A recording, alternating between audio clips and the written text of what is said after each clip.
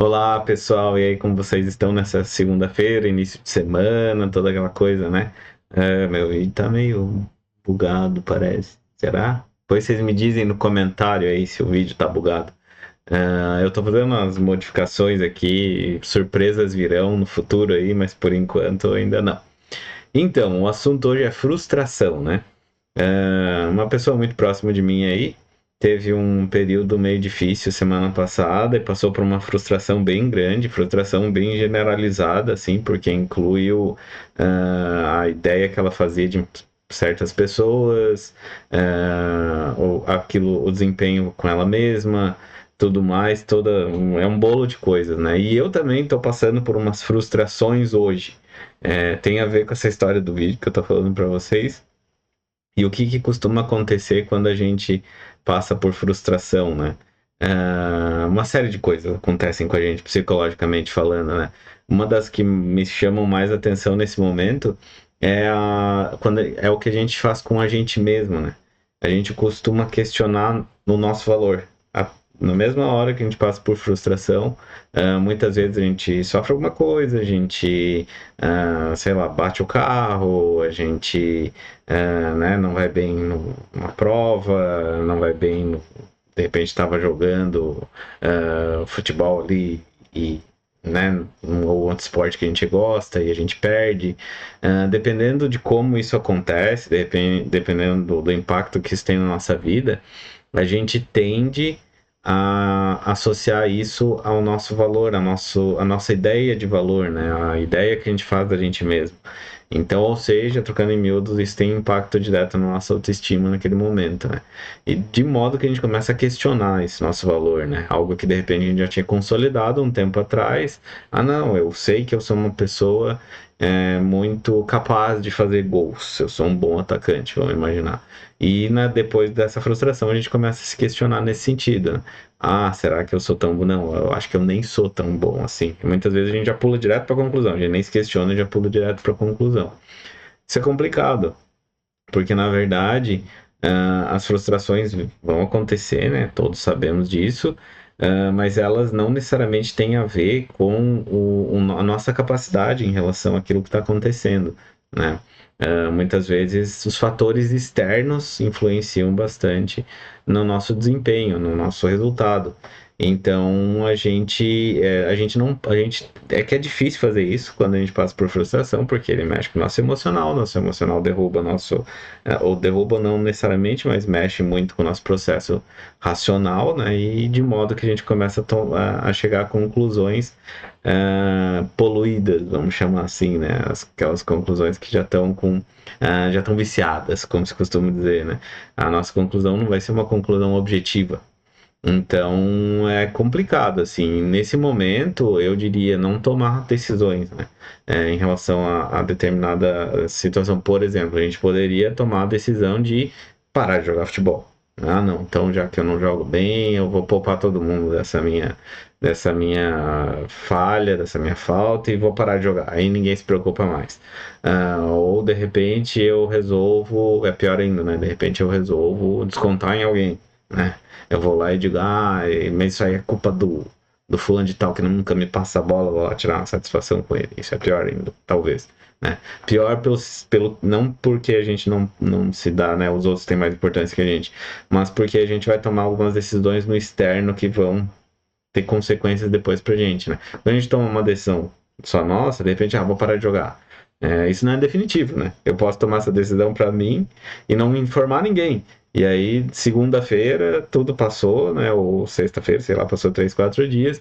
Eu consigo voltar lá e pensar assim, não era bem assim, eu tava meio mal aquele dia e tal, né? E quando a gente já toma decisões na prática, já fica mais difícil, né? Tipo assim, a gente eu não tô bem no casamento e acontecem umas coisas, e aí eu já tomo a decisão de ir pra uma separação, né? Já é mais complicado depois para reverter.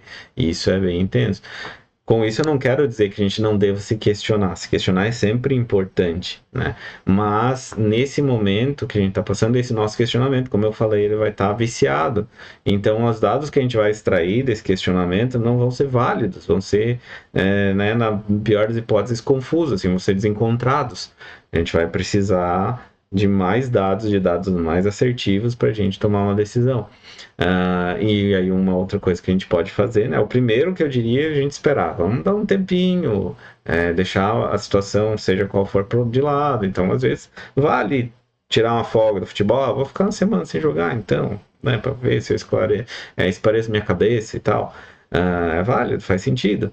Mas, além disso, é importante que a gente busque dados objetivos, né? Então, de repente, conversar com o colega lá, cara, nossa, tô errando o gol direto, acho que eu jogo mal mesmo, né? Aquele teu parceiro, de repente, ele vai dizer, não, cara, acontece, a gente não tá bem, né? E um critério mais objetivo ainda, de repente, seria para passar por uma avaliação mesmo, dependendo da situação, né? Tem um profissional da psicologia do esporte ou um profissional técnico do esporte. Ele vai lá e vai ter ferramentas que são objetivas e vão ajudar a avaliar isso.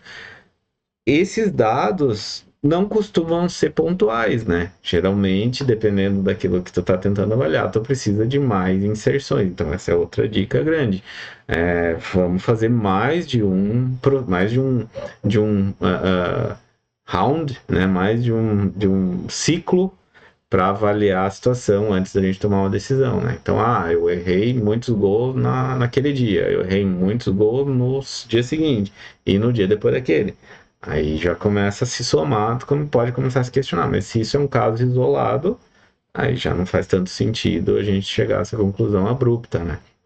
E uma última coisa que eu diria que é importante da gente cuidar é não deixar isso vazar, por assim dizer. Não é o que eu quero dizer, não é falar para os outros, é não deixar vazar para as outras áreas da nossa vida. O que que significa?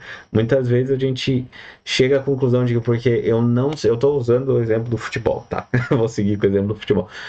Eu não sou bom jogador de futebol. Eu não devo ser bom pai. Eu não devo ser bom profissional também, porque isso tem a ver com a minha falta de habilidade em lidar com pressão, ou isso tem a ver com a minha falta de capacidade de aprender novas habilidades, eu tenho esse problema.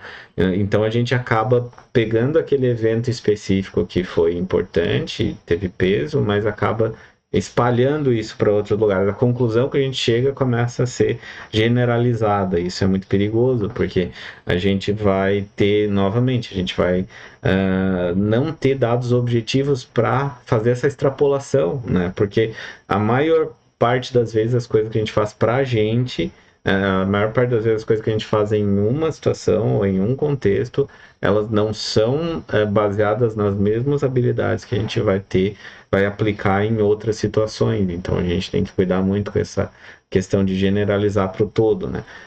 E, claro, isso provavelmente tem muito a ver com a autoestima que está balançada naquele momento, né?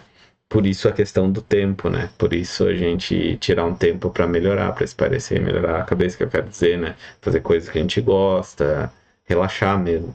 Porque a gente fica tão tenso nessas situações que fica difícil realmente, né? Da gente enxergar algumas coisas. Pessoal, é isso então. Me contem aí nos comentários, vocês também passaram ou passam por frustrações? Como vocês lidam com elas? Um grande abraço e até amanhã.